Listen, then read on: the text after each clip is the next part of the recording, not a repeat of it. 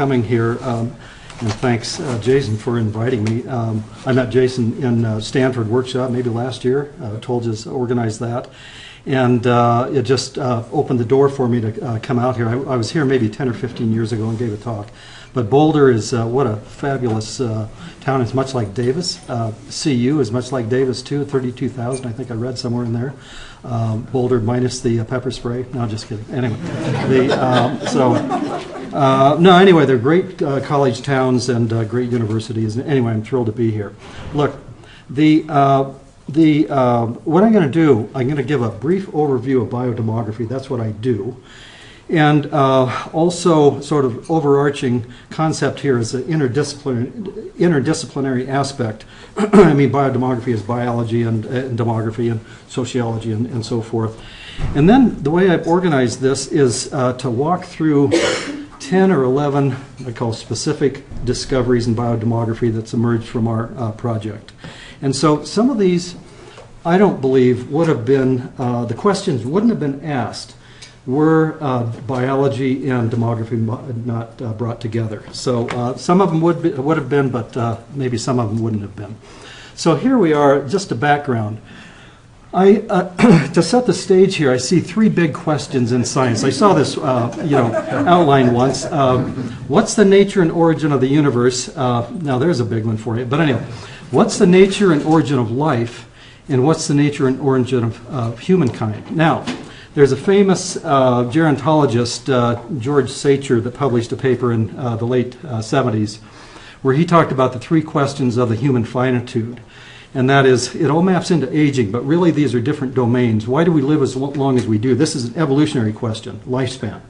You can understand, a mouse lives 2 years and a human lives 80 or 100 years.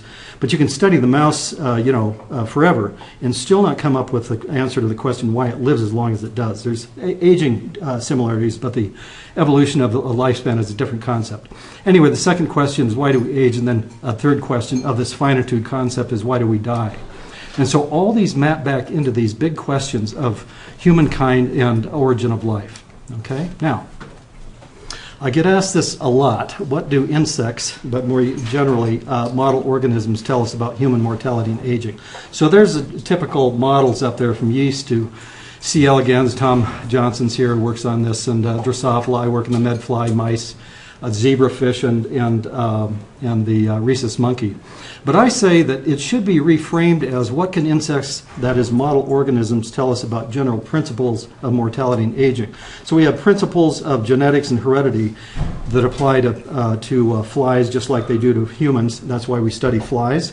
And it's the same concept as why do we study these model organisms, to look at general principles of aging that also apply. They provide the foundation for understanding aging in humans. Now, we talk about multidisciplinary, and you can, in this case, demography and sociology, they can exchange ideas, but there's also this interdisciplinary concept of hierarchical paradigm where really demography, say, rests on sociology, and we call that interdisciplinary. And I say that's interdisciplinary with a little I.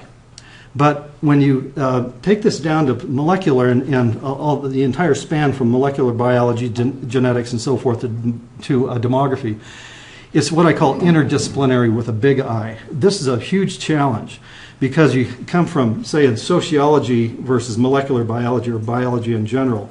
These are different cultures. These are different domains. You publish in completely different journals, different kinds of questions. So this is always a challenge. And but on the other hand, biodemography has really sort of come to meet that challenge, and it's really a thriving area. So that's what biodemography really is this inner zone between biology and demography, but everything else in between. Now, just to set the groundwork too, for many, this is old hat for many of you here, but just so we're all on the same page here. The lifespan is the theoretical concept. It's age to which at least one member of the species can live. The record of humans, probably everybody here knows this, 122 years. Life expectancy, this is an empirical concept. Average number of years an individual in a cohort is expected to live.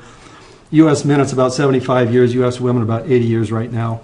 And then age-specific mortality, this is an important metric. And that's a probability that you're alive this year that you'll die before next year. So an 11-year-old is the lowest of the human life course. This is a universal, by the way, not the number, but at least the trough, the low point, regardless of whether you're in a developing country or developed country like the U.S. But anyway, 11-year-olds don't die. I mean, they die very, very infrequently. Look at this. 1 out of 8,000 die before they're age 12. This is female rates. 50-year-old, 1 out of 350, and 100-year-old, 1 out of 2. So anyway, that's an important concept, these three right there to set the stage. Now, I do this for my class, but I call this the anatomy of human mortality. And so this is the age-specific mortality. And so that this is obviously a schematic, not to scale. And so you have age on the x-axis, but death rate on the y there. And so you can see here, this is, higher infant mortality right after birth. Then there's the 1 out of 8,000 for the 11-year-olds. And then the little bump right there, at least for males, where it's higher mortality in the late teens, early 20s. And then you go here, this is basically the Gompertz segment of the life course or the mortality curve. And then at the top you have a plateau, although Gavrilov's just published a paper where they challenge this, whether this is really a plateau. I just was at the GSA meetings last November. And so anyway, they presented a paper on that. Anyway, so you have, in a sense, if you call aging the ever-increasing probability of death, you have aging in the middle, but you have non-aging segments at both the ends. And just for perspective, this is from Cora Christensen, a colleague of Tom Johnson and mine. But the idea of 92 is halfway to 100. I don't know if you know this. This might be one of your carryaways from this talk. But the mortality from 0 to 92 is exactly the same as mortality from 92 to 100. It gives you some idea of how hard it is to get to 100. It's hard enough to get to 92. So anyway, there it is. So that sets the stage. Now, I'm going to walk through these, what I call biodemographic discoveries. And I'll start out when this is old science now. It's 20 years old or more. But it's what put us on the map and got us really going with this biodemography. And that is mortality slows at older ages. And so we use James Fries, who's a rheumatologist at Stanford, who published a paper on successful aging back in 80. And basically he made this statement: the length of life is fixed. What this implies is that this is mortality, there's a mortality wall of death. In other words, there's some age to which people can survive to, but they cannot survive beyond. That was the concept. So we tested that. It's a testable hypothesis, but you need big numbers. And humans, for every 100,000 people that reach 65 or 80 or name your age, there's 100,000 different experiences. That's why experimental biology or demography comes in, biodemography comes in, because you can standardize what every individual experiences up to old age, and that's what we do with the fruit flies.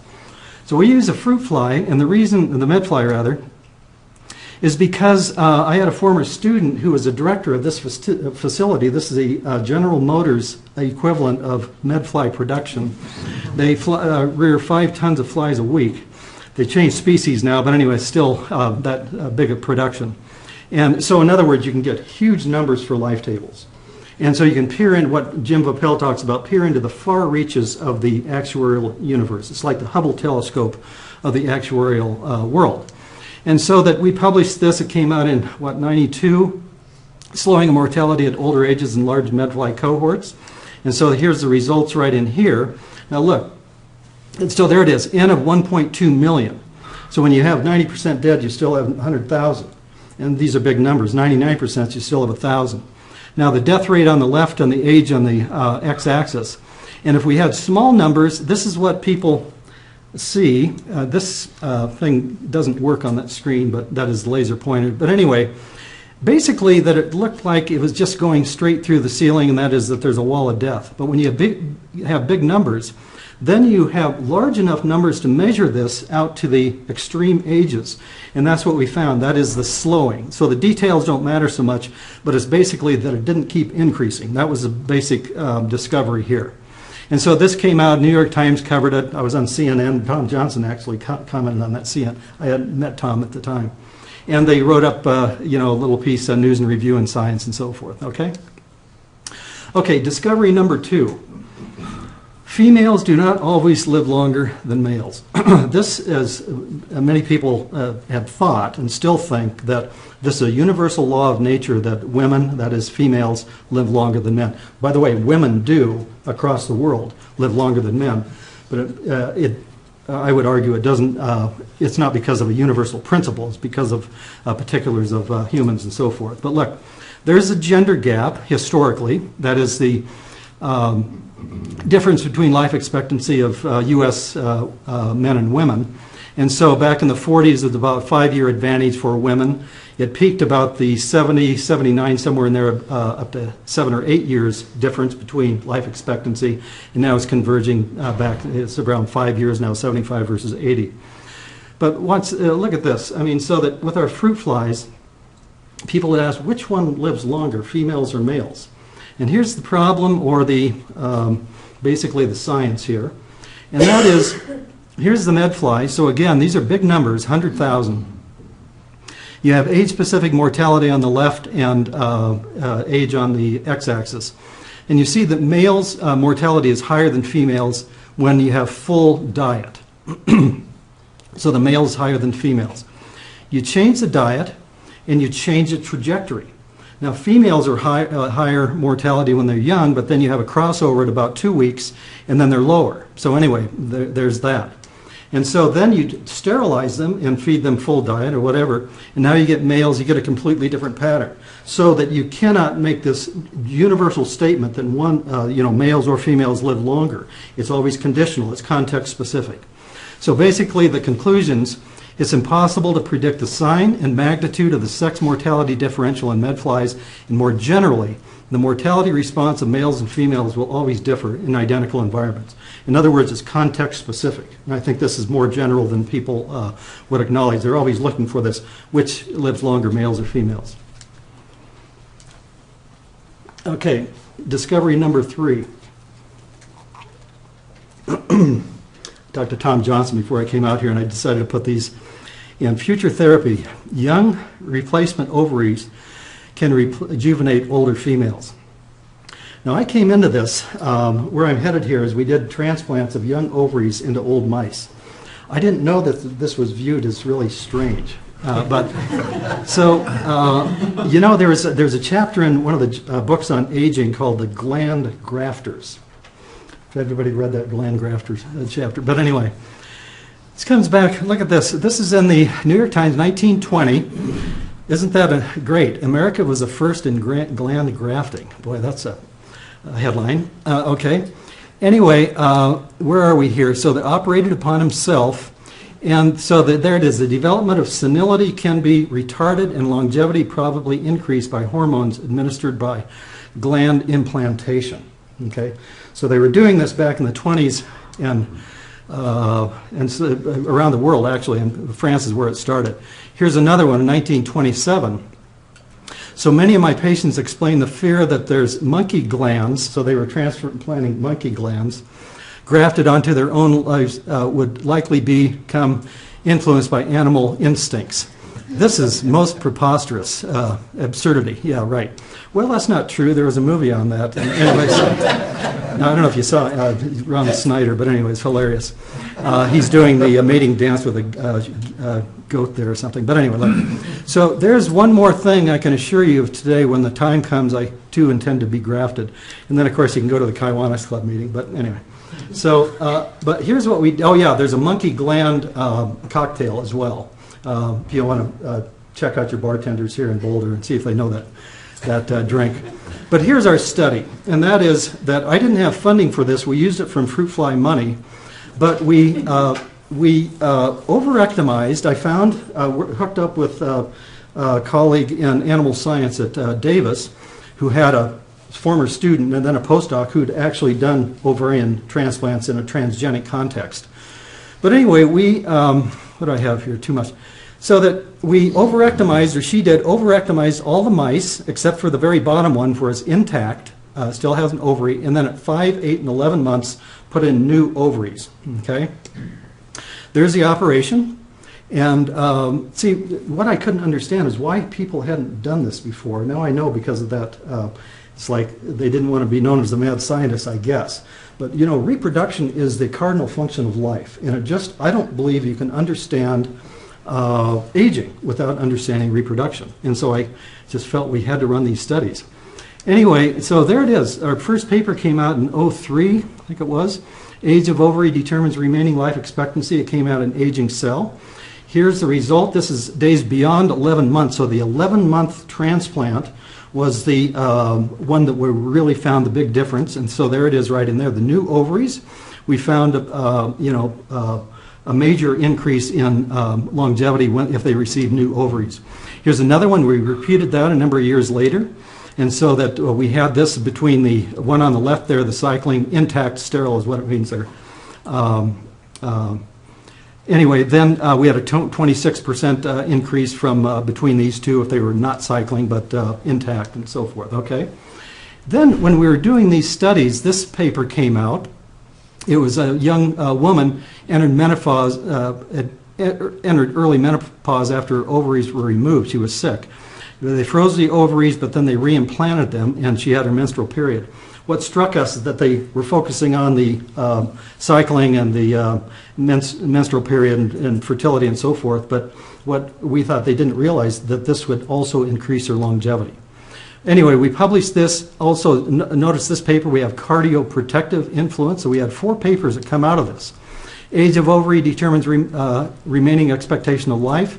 We did the same thing again, same result. Status influences weight gain, and also this cardioprotective influence of post-reproductive age mice from ovaries. Okay, this Methuselah Prize, Tom Johnson here is on the board of this, and it turns out that this is a big X Prize. If you know these, the X Prize, if you can, like man-powered airplane, you've certain criteria for getting the X Prize. Here it's criteria, one for rearing a mouse that exceeds the oldest mouse ever to live, which is about 5 years, or else rejuvenate a mouse at older ages.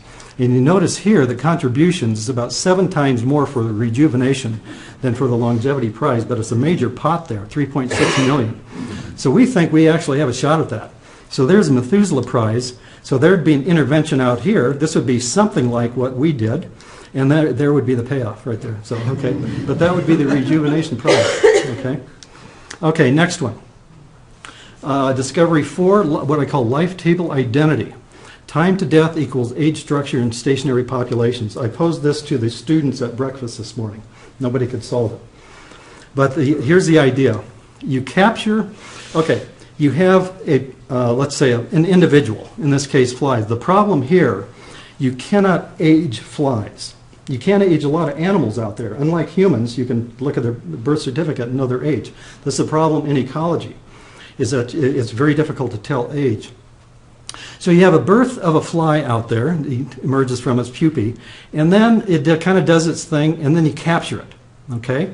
And then it dies, and so you know this segment right in there, from the point of capture until, the length of that segment from the point of capture until death. Now the question, what information does that give you? Can mortality patterns observed in this captive segment be used to estimate life table properties of a wild population, okay? So you don't know if that captive segment is, if they died 1 week, you don't know if that's a 100-day-old fly that died in 1 week after capture, or a 1-day-old fly that died 1 week after capture. You don't know that. So what information can you get from that? Okay.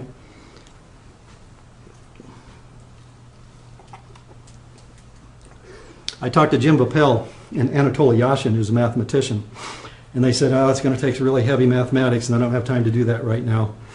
But anyway, I gnawed away at this, and I found the solution. And there's published, and but here's the concept. Suppose you have at the top there a wild population, okay? There's 40%, 30%, 25%, and 5% in each of these age classes.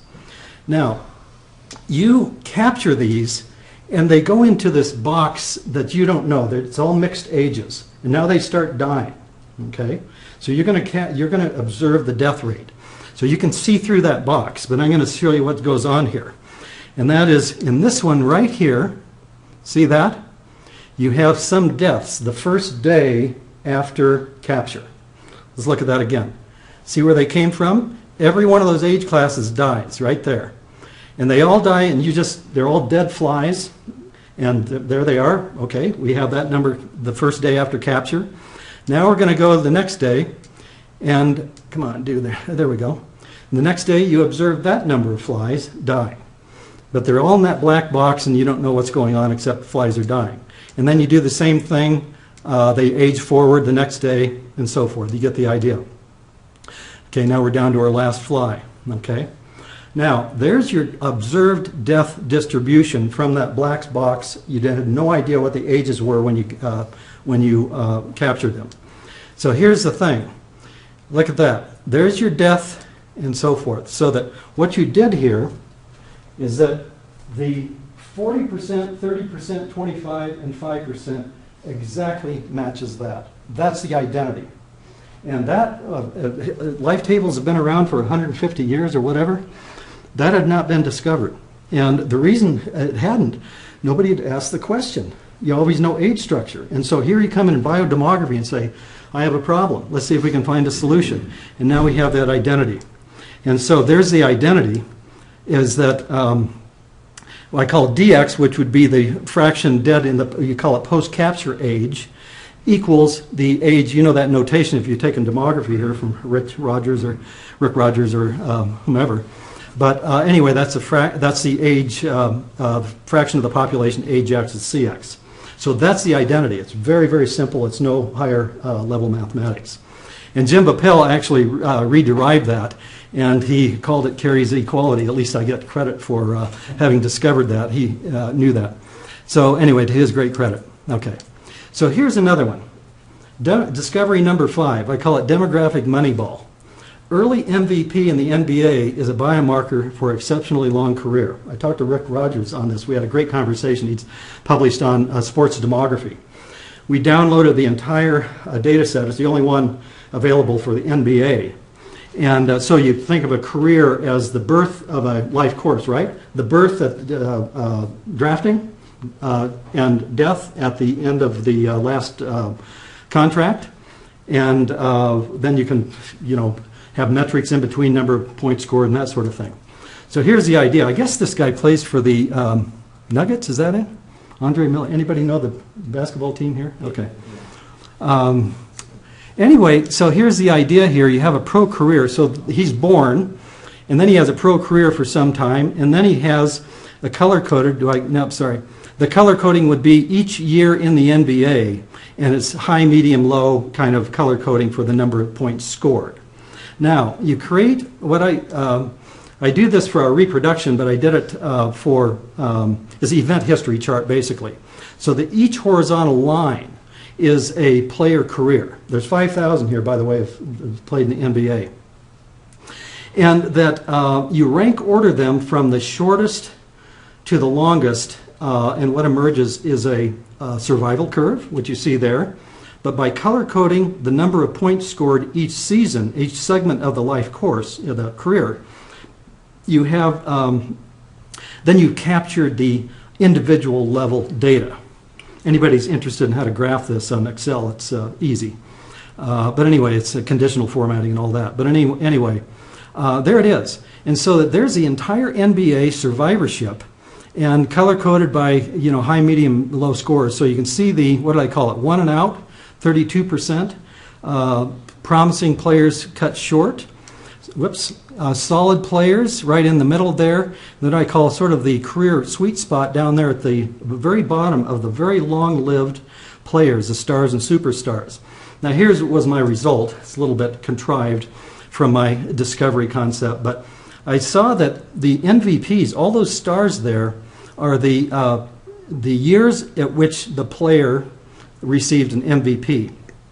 So you'd think that a few would be up here someplace. Maybe they'd have an injury that would, a career-ending injury or something, or they'd get into drugs, who knows what. They're all down here. They're all down here. So if you're MVP back here someplace, Michael Jordan, Wilt Chamberlain's right there, by the way, that, boy, they're in it for the long haul. MVP really means something there. I talked to Rick too, and it seemed, this is brutal Darwinian selection. And so, everybody there is being paid a lot of money. They're trying as hard as they can, you'd hope anyway, for that kind of money. And so that I think that there's more than just of, casual interest here, that there's something more substantive studying aging, what I'd call youthful aging there. So anyway, we did this. There's short timers. I'll just whip through this just a bit. 10-year trends in field goal percentage for the top players. So you see, actually, it changes just a little bit. But I'll tell you what, if it falls below 44%, they're off the court. That's that Darwinian selection, right? And scoring in the pre-retirement year, they're almost identical, no matter when they are, end their career, and so forth. Okay, so there's my sports demography. What do I have? Number 6, companies as people. They call this hierarchical demography. And, this is after Mitt Romney, companies are people, right? But anyway, the idea is it's different levels of individualism. And so that you have, and I use honeybees here, but it's a more generic concept. And here's honeybee demography, where you have a single reproductive. And so when I was teaching insect demography at Davis early in my career, back in the 80s, that I asked, what is different about the demography of a colony versus an individual? And the way they'd been modeling this before is just, let's call a colony or a company an individual, and okay, so that's real deep concept, not really. And so that what I realized is that before a colony can, before a colony can grow, the queen, all the eggs a queen lays, first that some fraction go to replacement of those that die, and then everything else goes to growth. So when a colony, you see across the top there, colony population, birth rate, death rate, and then overall growth. When the colony's small, call this birth rate just 5 for the moment, death rate of 1, it's a per capita. So this per capita death rate stays the same, and this birth rate stays the same. You have a growth rate of 4. Now, medium still have the same birth rate. 3 died, even though it's per capita the same, growth rate of 2. By the time you get down here, it's just basically replacement. They can't grow anymore. And so the only way they can grow is to swarm. And so they do their little swarming thing. And so now you start a new colony. And so that's how you have growth. So the fundamental relationship here is that when you have B as birth rate and mu as a death rate, there at the top, then colony growth, dNdt equal birth of the queen minus per workers times the death rate. Therefore, you can do this, just set that to 0, and you have a maximum, there's a simple relationship again, maximum colony size of birth rate of the queen divided by the death rate of the workers. But this is also expectation of life, so now you have just expectation of life times the birth rate. You could do that with prison incarceration rates.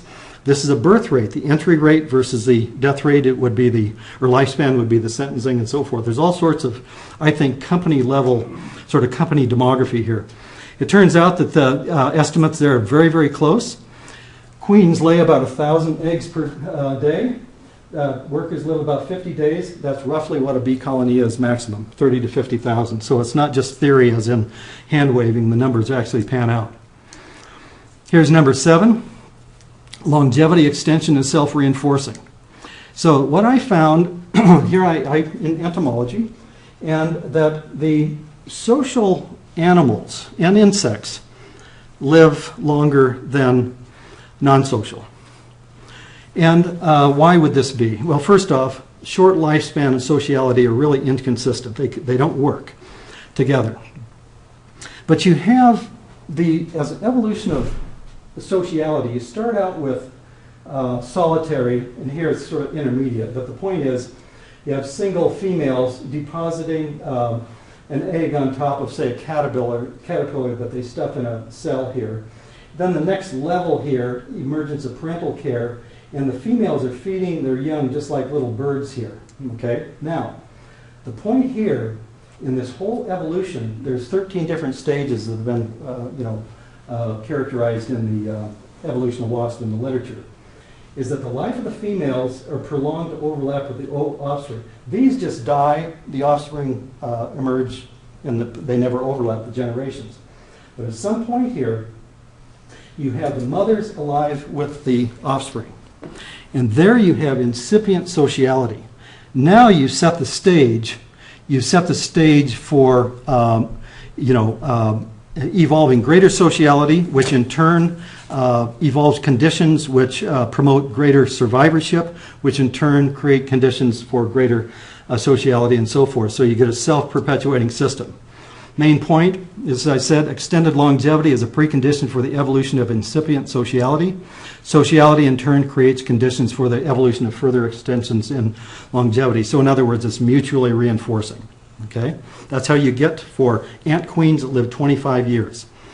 Okay, now, using that theory, this is another thing that's emerged from the biodemography, is that a postdoc, Deborah Judge, and I published a paper called it Lifespan Extension in Humans is Self-Reinforcing. It came out in PDR in, when was that?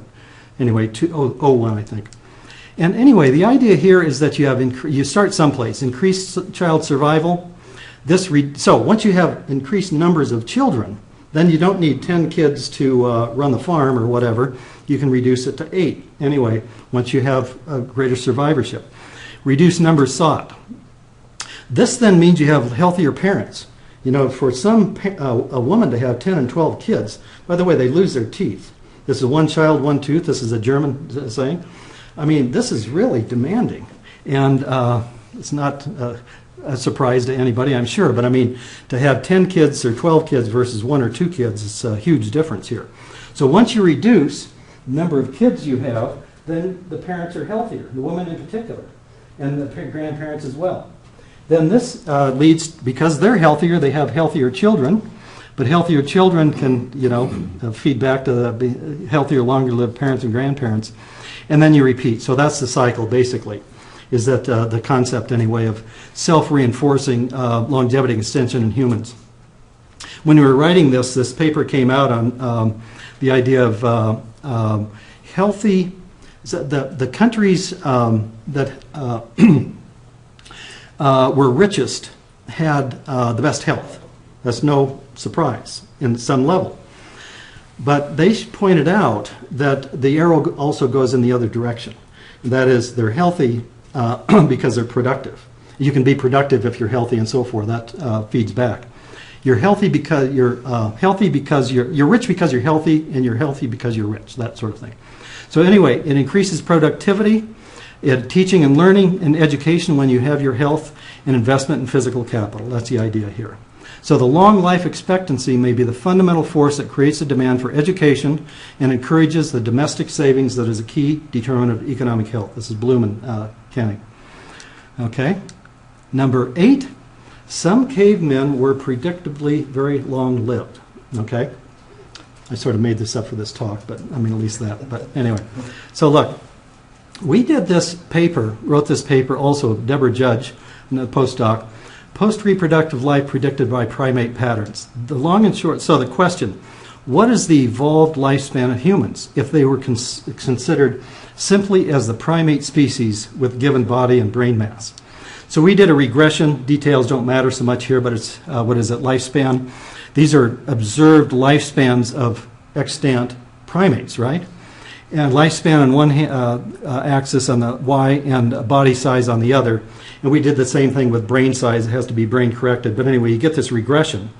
And it turns out that humans predicted lifespan would be 72 to 91 years. So here, on the left, you see predicted lifespan. And on the x-axis, you have, evolutionary time, basically, a million years ago. Clear to the left, this is the chimpanzee. We know how long they live, 45, 50 years, somewhere in there. Use Australopithecus and Homo habilis and so forth through there based on their body size and brain size. And then we know what, anyway, then we have humans, 72 to 91 years. That's a predictive. So the main conclusion here, a lifespan exceeding that of the female reproductive system is part of a phylogenetic legacy rather than a modern development. Okay? Now, I ran across this book a number of years ago, and they had what they called prehistoric sketchbook.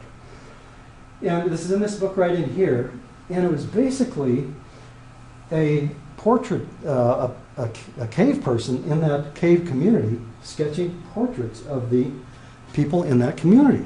It's unbelievable. And by the way, I presented this in Spain at a Max Planck Institute colloquium. And one of the European scientists, archaeologists or something, said this is Middle Ages. I said, well, I wouldn't bet my next NIA grant on it, but I thought it looked pretty good, but I couldn't argue it. But anyway, afterwards, then we did some email exchange. I gave him all the information. You can look up La Marche Cave on Google. This is legitimate. This is not buried. This is not something recent. This is buried in artifacts of arrowheads and the whole bit, layers and layers. So anyway, here it is. You look at that. That looks, I don't know, I'm guessing ages, obviously. Young girl, late teens. Middle-aged woman, say, right in there.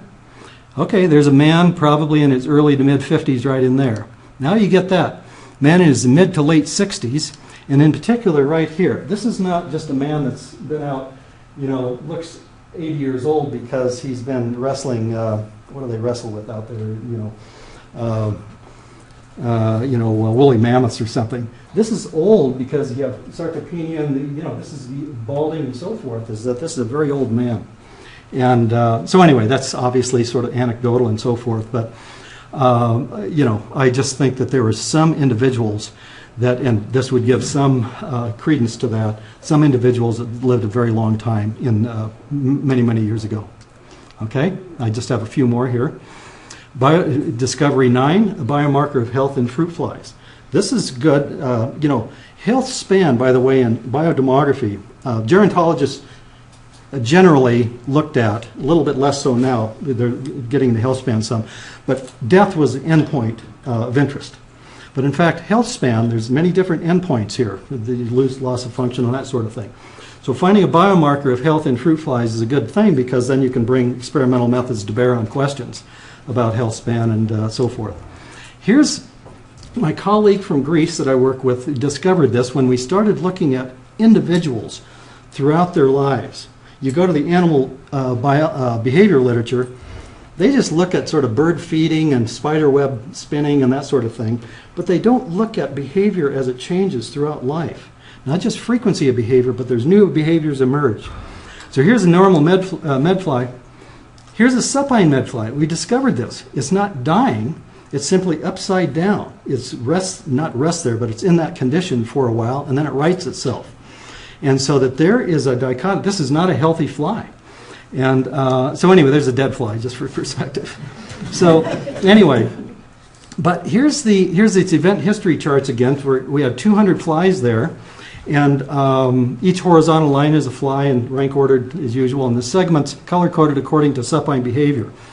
Look at those 12 times in a 2-hour period. And so you have different levels, frequency rather, that color-coded there. And you can see that's not age-specific, it's time-to-death specific. So you see this band that runs down just before death. And so it's a few early onset here, but not most of the time is clear out here someplace. And so that what we find if a model for healthy medfly aging, you can be healthy and die, but that was a very small percentage. Most of them move from the healthy state to the unhealthy state and then die. What we found, this transition is universal. Almost all flies experienced it. It's progressive. Once they go there, they don't return. That is, start the supine behavior. It's predictive. So once they go there, they know I have about a week left, and it's irreversible. Okay. So anyway, that's a model. Then you can get into this total and active life expectancy, and say if you extend life expectancy out here, is this going to stay fixed here? So all you've done is expand, morbidity expansion, that sort of thing. So that now we have a model where we can ask deeper questions about the morbidity, compression, expansion, equilibrium hypotheses. The demographers here in particular know about that in some detail. Okay, behavioral informatics. I just say that. I wanted to bring this. This is the Institute of Behavioral Sciences, right? And so they wanted to talk about behavior just a bit. And so that what we developed in our Mexico lab in collaboration with some of the computer scientists in Mexico City is this recording system where we record so this is a grid of 9 flies. You have the cameras right there, and every fifth of a second it's recording what they're doing and where they are in X, Y, Z space, 3D space, and also the stream of behavior. And here's the fly. Here's one of the cages. It's through the computer screen. So there's a fly over there. Here's food and water, something like that. And so anyway, you get this incredible printout. So that each one, this is not a fifth of a second, every fifth of a second here, but this would be finally a change of behavior. So now you have this sequence. Now, the key here is that from a standpoint of life course demography, life course analysis. This comes, by the way, the concept I got from Frans Willekens, a really prominent demographer in the Netherlands, does life course stuff. But anyway, it's genomics-inspired analysis. So a behavior, you have behavior A, and then to B, okay? B, B, and then C, and then back to A, whatever. The point is, it's a sequence, just like with genomics data. These are informatics-level data. So that with our flies here, you have informatics-level data that now you can bring informatics software to bear on analysis of that. It's a whole other concept here. And that is life courses sequence. And so anyway, here's an example. This is a single flies rather, and so that now you have every hour or so you can color code the intensity of activity, for example. And so this is not a very good example. I just pulled it quickly. But this is night, this is day. This is day 1, this is day 2 for that fly. In other words, just real micro, I call it life course micro analysis. And anyway, the same thing here with a different kind of behavior. And this is actually sleeping. We're getting into sleep behavior too. But now here's the what I think is the one of the more important applications of that is that you can get into the dendrograms. And so that what we did here is the behavior of, there's 16 flies, and you divide the behavior into 10-day increments. And say, if no change in behavior at all, then there'd be no splitting here at all. But, young flies, very young flies are actually inactive, but sort of once they get a few days, 10, 20 days, they become more active. They're going to be, much friskier and move around and so forth versus very old flies. So here's the age segment from, what do we have here? 190 to 200 days, something like that. That doesn't look, anyway. The point is, this software splits off into big categories of these would be the old. In fact, maybe I just go here. Okay, let me go here. Here's, sorry, I'm sort of not explaining this very well, but these are 2 different diets, okay? And so where this splits off for this group behavior would be this branch right here would say, okay, if these ages right in here is when they're going to call these old versus not old or something like that. And then within this branch would be middle age versus young age. But what I'm showing here is that, first off, just based on this microanalysis of the behavior, you can bring this analysis to bear on that and break out how the ages would, how the behaviors would break out according to the analysis, for there. But here you can see that middle age, now let me just go to here. Old age is a completely different age than where they split it off here based on the diet. Okay, I have some work to do on explaining that. But anyway, the point is that once you begin, having these kinds of informatics level data, you can do completely, new kind of qualitatively different kind of analysis for life course analysis. Okay, we'll have to work on that. So anyway, I like this quote too. Carl Woese at the University of Illinois. Science is impelled by both technical advances and guiding visions. Without the former, the roads are blocked, but without the latter, there are no roads. So that, in fact, you can just keep doing the same thing, but once you have new technologies, then you can begin doing, different kinds of analyses like this. Okay, do I have one more?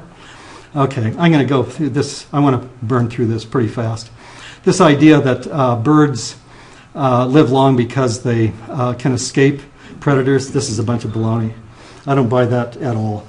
And they live long because they fly because they live long. They don't live long because they fly, is what I'm getting at here. I'm going to burn through this. This is really, I published a paper. By the way, how many people have published in the journal Archaeopteryx here? Oh, am I the only one? I can't believe it. I might be the only person in the world that's, no. Anyway, I published this paper in Archaeopteryx, the pre-adaptive role of parental care in evolution of avian flight. And I think I'm right on this, and I'm just going to cut to the kind of bottom line here, but it's, you start off with reptiles in one end, you end up with birds and parental care on the other. In fact, that's what I was showing back here. You can, back from reptiles, you go parental care, birds here, mammals there, but you end up with very advanced parental care. Dinosaurs in the middle, and then you end up with birds. Anyway, I argued through this and so forth. There was these different traits co-evolving, but in fact, you didn't get to flight until clear out here someplace. Anyway, but I was, what do I have here? Sorry about that. Oh yeah, here's a quote from my paper. The beak in many bird species serves the same purpose as a nipple in mammals, a point source of food. Okay? This is parental care. And I decided I got almost no points, professional points out of this paper, but it makes for great cocktail conversations. I'm not kidding. It's just, the table just really is fascinating. But, okay, so yeah, I'll go on. Oh yeah, I know what I was going to say. When you get these discoveries of feathered dinos, you read in the paper, look at their beaks. No, all the paleontologists have ignored this completely. They see the beak as just something to save weight because they don't have teeth. Wrong. The beak is used for parental care, to make a nice nest, to feed the young, and so forth. Every one of these, when you look at the beak, look at the head rather, they don't have jaws, they have beaks. It's the incipient parental care that's emerging, would be my argument here. Okay, so, there it is. And how do I wrap this up here? So we have a few minutes here. I guess I'll just say the complementarity between biology, biodemography, when you are in an inner zone of disciplines. This is treacherous ground. Was I talking to Fred, I think, on this, is that the young faculty, you have to get published. And so it's risky to go in the middle someplace because you've got to have your publications in sort of safe ground. Then when you're senior faculty, you don't want to go there because you don't want to subordinate yourself to these others in this other field. It doesn't feel so good. And so interdisciplinary work is absolutely a challenge for those reasons and many, many others. On the other hand, if you can go there, and at least some of the time with your career, there's fertile ground, and there's different kinds of questions that wouldn't be asked, and I think maybe some of them here might not have been asked had not biodemography hadn't existed. So anyway, I'll stop there, and anyway, I really appreciate being invited here by Jason and everyone coming. So thank you very much. So.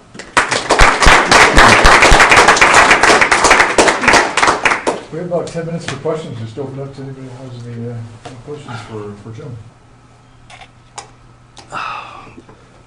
You talked about longevity extension as self-reinforcing, which is a neat idea. It's nice to see. It's nice to think that would happen. In human populations, that gives the idea that life expectancies are going to increase and continue increasing, and maybe even increase at a faster rate. But in some instances, there's also longevity reductions that you can see that the opposite occurs. Can you account for that? You mean obesity, for example? Yeah, obesity would be the easiest one. Well, and look, is that self-reinforcing the other way? That's actually going to reduce longevity at a faster and faster rate? Well, look, you would know this even more than I would. Any given point in evolution or in real time and so forth, there's all these things swirling in different directions and so forth. So when you get into self-reinforcing, this is sort of a grand, sort of a macro level, and say that if those, it's like any model, if those assumptions were correct, then that's the direction you go. But then you get into the nitty-gritty and get into the weeds, so to speak, like you're saying, and of course you're going to have countervailing forces and so forth. Obesity would be one. And so, sure, if you break out in war in some country, clearly that's going to have a major effect as well. But I think that self-reinforcing concept, what I'd like to do, I've thought about another paper on this, is that I think at the individual level, these concepts may apply. And so that sort of as a health, I see this successful aging as, you have the ingredients. That is, you read about and we talk about sort of eat right and exercise and those sort of things. I think I see those as ingredients for health. But if you don't have a recipe for that, you don't bake the cake of fitness, so to speak. And there's even an overarching concept there. What did I call that? But anyway, it's sort of the strength of character concept is sort of an overarching, deeper principle than just you exercise right and you run it together and so forth. It's something larger than that as well. So anyway, yeah. So anyway, you get back to the obesity or any of these things, sure, that's going to cut the other direction. Yeah. So, Tom. So out of the 12 things, I think about 8 of them were new to me. But the one of them that I found fascinating was the lack of evidence for trade-offs in basketball players.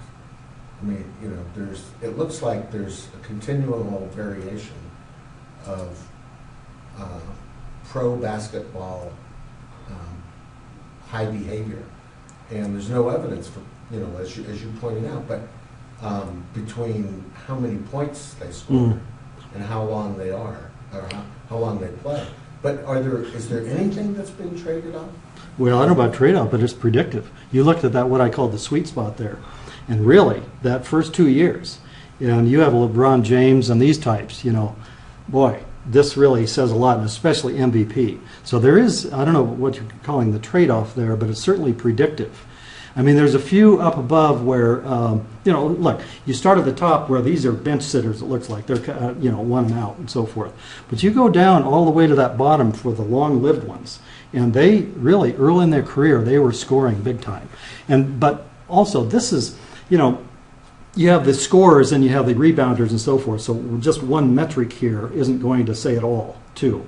And so you could do the same thing with rebounds, with assists, and so on and so forth, So, but anyway, getting back to sort of the deeper question, though, is that I think that these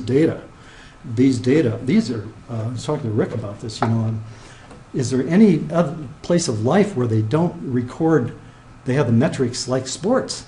I mean, every minute on the court, they're writing down what they're doing and so forth. And so this is a deep source of data for analysis that I think could be used in a way other than just for, what do they call this, fantasy sports, that sort of thing. Yeah. Yeah. I actually had an undergrad student in a stats class I taught doing analysis, something like this. He said the dependent variable was salary instead of longevity in the league. And it turns out the only thing that's positive of the big basketball stats that is predictive of salary is points scored. Points scored, to a degree, everything else is either nothing or negative. Mm-hmm. Assists have negative value for your for your payment, for instance. And then there's the weird outliers like Shaq that year was getting paid $20 million a year to play for the Cavaliers and like 8 points a game. But anyway, but to the degree that salary reflects what is valued by their employers, which will tend to perpetuate you in the league, right. you might have captured most of the variation right there. It could be, but you have a superstar like Michael Jordan was playing. They'll keep him on the court, or kept him on the court for a long time after when he probably should have been on the bench, just because the fans were coming to see him, that sort of thing, I suppose. I wish we could have merged jersey sales with that data set, and then I think we would have really gotten some traction. Yeah, sure. So you've said some really interesting things about general principles about longevity and aging and lifespan. Mm-hmm. I'm wondering, do biologists know where to set the boundaries? Like, does this apply to bacteria? Is it literally all life, or where do we know points of comparison between honeybees and humans, and where do we know that that's not going to work to compare species? No, that's a great question. I mean, look, Tom is really in a good position for this to answer that too. But I mean, you don't ask heart attack questions of insects, for example, but you ask questions about heredity. You ask questions about development or yeast and the biochemistry of protein synthesis, that sort of thing. So clearly, the proteins in yeast are much like and so forth. So that it all has to be conditional. The kind of questions you use, the kind of model system you bring to bear is conditional on the question you're asking. And so that social behavior, there's real fundamental principles of dominance. In fact, I'm reviewing something for NIA right now where they're going to have an RFP on this. But anyway, there's general principles. It doesn't have to be, primates where you're asking this. Dominance applies to flies as well as mice and all the way up. And so this is a general principle of behavior. But on the other hand, of social altruism and that sort of thing, you wouldn't ask that kind of question using the fly system. So, yeah, it's always conditional, yeah. It's probably a remarkably simple question and shows my lack of training in this particular area, but I'm just struck by the very obvious point when you showed the development of sort of evolutionary development of human beings, the increasing mean lifespan, but you also see what appears to be increasing variation. So what I was thinking about was, if you thought about species-specific sort of a real simple plot of variation in lifespan on the y-axis and variation in environment on the x-axis, what would you anticipate that functional form to be? And I'm thinking that it might be U-shaped rather than something linear. You're talking about and I don't know if lifespan. anyone's looked at that. You're talking about lifespan or life expectancy? Life expectancy, sorry. Oh, life expectancy. Well, look, it's going to be all over the map. Is that I used to tell J. Olshansky, I said that do you draw me a curve of a trajectory that you want for mortality, and I'll generate it in flies, because I can manipulate the environment in such a way where you remember those diet and the sterilization and so forth. I can pretty much generate any trajectory you'd want. And so that given different environments, it's going to go all over the map. Lifespan's a different question, though. And, yeah.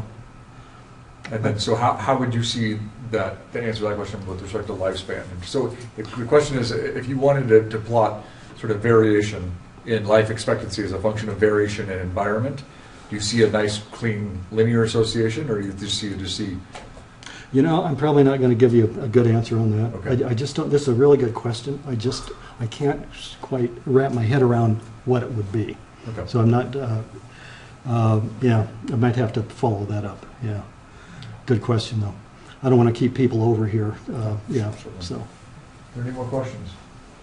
Sure. What was it about the young ovaries that rejuvenate?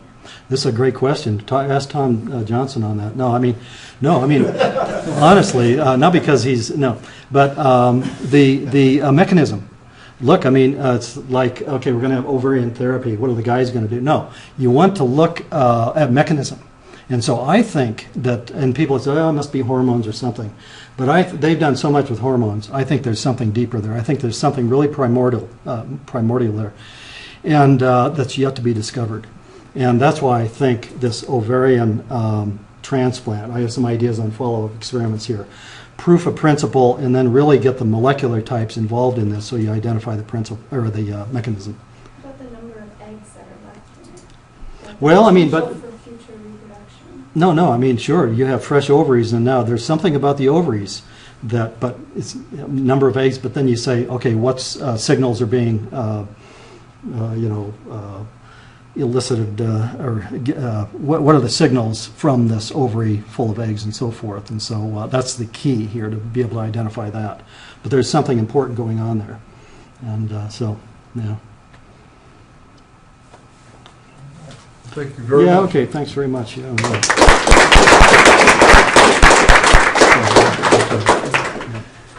I give this talk in the teaching talk. You might mention that too, if you're interested. Did you mention that?